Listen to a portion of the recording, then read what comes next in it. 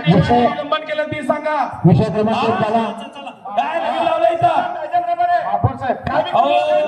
तुम्हाला काय सभागृहाच्या लोकांना लाज वाटली पाहिजे. तुमच्या समोर डोळ्यात तुमच्या माती घालायचं काम चालू आहे. जी काय चुकी झाली ती सांगा सभागृहाला.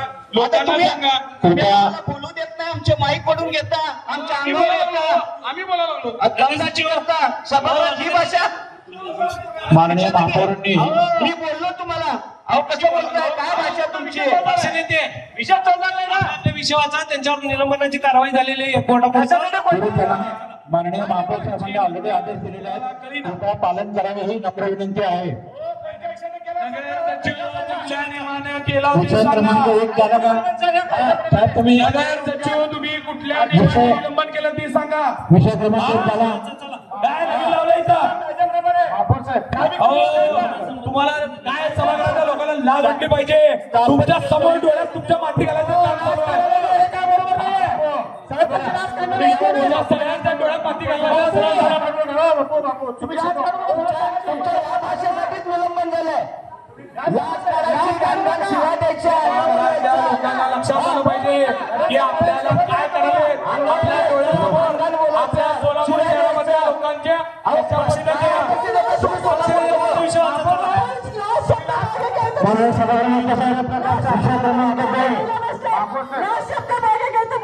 पायऱ्या बसणार. चला पायऱ्या.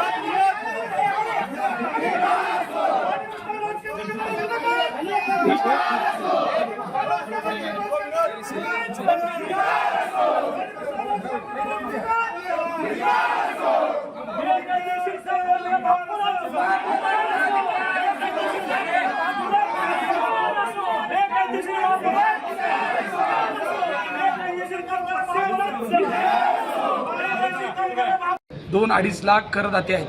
त्या सगळ्यांमध्ये प्रत्येक टॅक्स पावतीमध्ये फरक पडणार आहे. प्रत्येक करामध्ये प्रचंड मोठ्या प्रमाणामध्ये वाढ होणार.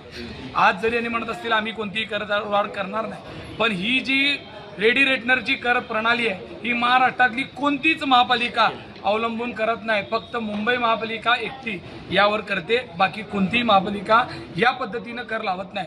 त्या पद्धतीचा जाचक कर जिजिया कर लावण्याचा काम आज या कर प्रणालीच्या माध्यमातून आपल्या महापालिकेत आणलेला आहे. त्याचबरोबर या योजनेसाठी जो मेंटेनन्सचा खर्च आहे वर्षाला 150 कोटीपेक्षा जास्त, म्हणजे योजनेच्या 10% त्याचा खर्च आहे. योजनेच्या 10% म्हणजे 1400 कोटीची योजना आहे तर 140 कोटी रुपये वर्षाला मिनिमम परत तो वाढत जाणार आहे. एवढ्या मोठ्या प्रमाणे जो खर्च असणार आहे ते कशातनं घेणार आहेत तर पाणीपट्टी म्हणून जो आपल्या कराच्या पावतीमध्ये कॉलम असत आहे त्याच्यातमध्ये पण वाढ करणार, म्हणजे करामध्ये वाढ करणार, पाणीपट्टीमध्ये वाढ करणार.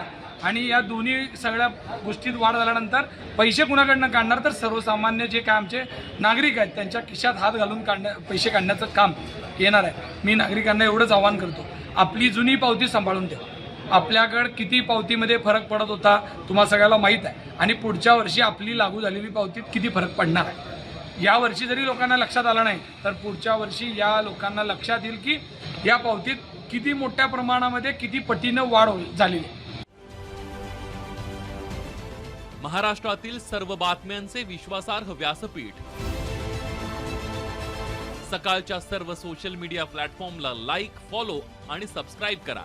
तसंच सर्व नोटिफिकेशनसाठी बेल आयकॉन प्रेस करायला विसरू नका.